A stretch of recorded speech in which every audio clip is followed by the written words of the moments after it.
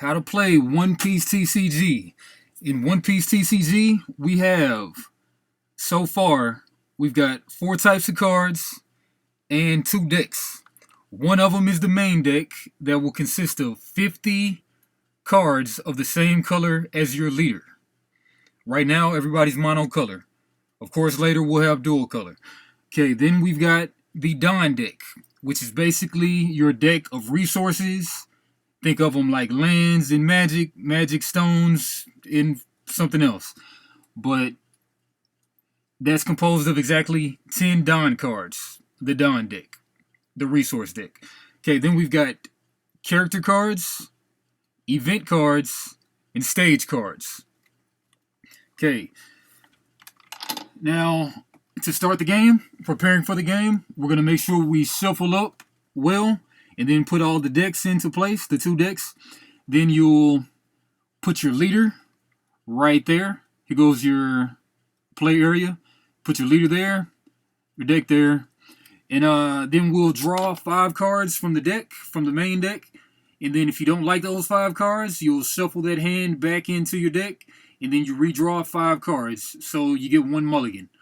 From the top of your main deck, you'll put 5 life out into the life area. Right now, everything is 5 because the leaders that we have so far both have a 5 life that they come with. So this guy and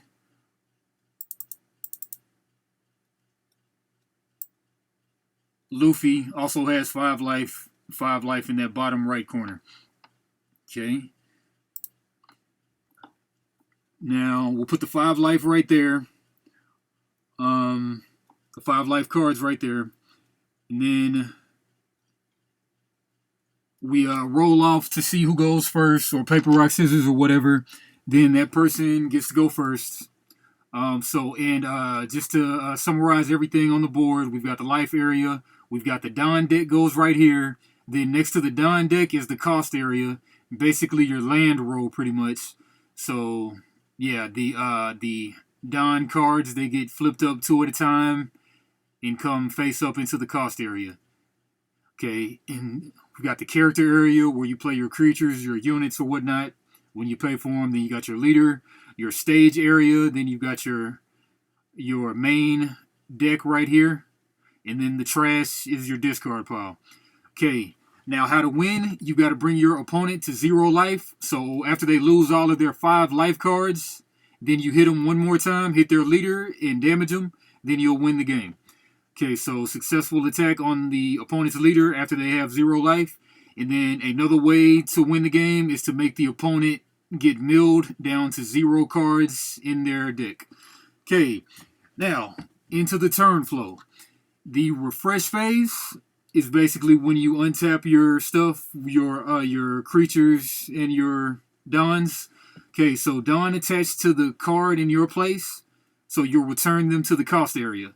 So this game is pretty dynamic, where the lands or whatnot, the resources, they often get equipped to your creatures, and then at the refresh phase, they'll just return back to the cost area. It's crazy. All right, and then you'll activate all the rested cards, so bring them from tapped or activated back to ready. So I mean, they go from rested back to active in the refresh phase. Okay, now the draw phase. Draw 1 card from the top of your main deck, but the first player cannot draw a card on their first turn of the first turn. Okay, then we've got the Dawn phase, where you flip over the top 2 cards of your Dawn deck, the 2 of them from the 10, except for the first player first turn, they only flip over 1 into the cost area, but normally always 2 into the cost area. Then we go into the main phase, where you can do any number of these things as many times as you would like. You can pay for cards, and the cost of cards is in the top left, as we can see, such as right here, Jinbei costs 3. He's also a 5,000 power and toughness.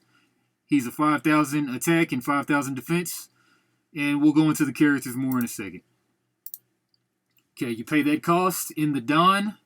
So you would exhaust the Don, or rather rest the Don, turn them 90 degrees to the right. And then you do that to pay for the cards, the cost. Okay, then you can attach Don to a card. So these resources, the Don, they're also, like I said, they're basically like 1,000 equipments plus 1,000 equipments. So you just attach the Don to your leader or character, and then they'll get plus 1,000 during that turn. Then, of course, like I said, at the refresh phase, you return all those Don back to your cost area. Ready. Okay. And then, yeah, so you rest them into the cost area to pay for cards. And then you can use card effects. Satisfy the effects of leaders and characters in your field. And these are some that can be used. So when there's a black bar with a ×1, that means that you can... So that means you only need one Don in your area, anywhere in your area, in your play area. Well, I mean, of course, not the trash or the Don deck, of course. But as long as you've got one Don, you can do this power with the black bar. You can use it if you have one card, one Don card. And then Jimbei is a perfect example of that. He's got Don ×1. And that means when attacking, one of your other leaders or characters gets plus 1,000 power for the turn just by having one Don out there in your area that's ready. Or just in your area. Okay, then we've got this blue symbol right here, this blue bar with the minus on it. So this -1, Don in my place, Don one card, then you take that back to your Don deck. You return it back to the Don deck. So you -1 Don by returning it from your area back to the Don deck. And then an example of that would be this leader right here. He's got one of those blue bars with the -7. So this one basically says -7 Don. Then you mill one of your opponent's life to trash. So you destroy one of your opponent's life, and they don't get to activate any kind of special abilities on it. It just goes straight to their trash. But to do that, you've got to lose 7 of your Don. But it's a cool effect. All right. So that's the minus bar. And then we've got this other bar, which is the circle inside of a number, the number inside of a circle, which says active Don in the cost area. So you've got to have the Don actually inside the cost area to make this one proc, to make that one go off. Yeah. And then the attack. So how you attack is you rest one of your active leader or character cards in your field. So turn it so like they'll be straight up, and then you turn them to the right. Then you can attack either a leader, or you can attack directly a rested character of the opponents. Okay. But you cannot attack with the character the first turn that they come into play. They do have summoning sickness. And you also cannot attack on the first turn of the first attack and the second attack. So first turn guy cannot attack. Then the end phase, then like stuff like, well, before we get to the end phase, we've got to go to the battle procedure. The battle procedure is, like I said, you can attack a leader or a rested character. And in the attack step, you can take a ready guy that's straight up, an active guy, and then you would rest him by turning him 90 degrees, and then specify what you're attacking, specify the target, and then we'll go to the block step. The attacked player, the opponent, they get the chance, if they have somebody with this orange bar, which means blocker, they can actually block and activate the ability of that blocker. Okay, then we've got the counter step, where the attacked player gets to play a card from hand that is a counter card, and they can play as many counter cards like this as they want to. And here goes an example of a counter card. So this lady right here, this character, it has this bar right here to the left of the card, kind of like Dragon Ball combo cards, but they're called counters in this game. So this character right here, if it's played from hand as a counter card, it would add plus 2,000 during the counter step when played from hand. Okay, so that's how countering goes, and you can play as many as you want. Then we go to the damage step.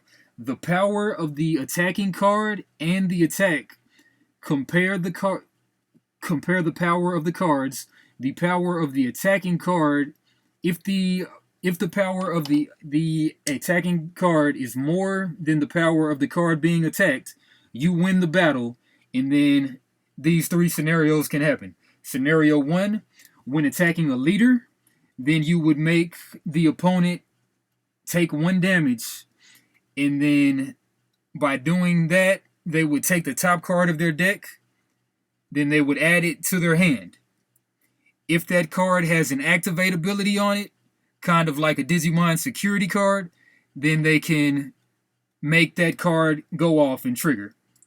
Okay, then the second scenario is when attacking a character, KO the character who lost the battle and put it into the trash. Okay, but if you're the attacker and you actually happen to lose that attack, nothing happens. Your guy still stays alive. Your attacker still stays alive. Okay, so pretty much to sum everything up, when your leader is damaged, add 1 card from your life to your hand, and at this point, if the card has an effect, you can reveal the card and activate that effect. Also, when the leader is damaged and you have no life cards left in your life area, and then you take another damage, you effectively lose the game. And that, my friends, is how you play One Piece trading card game. For your games, I'm out.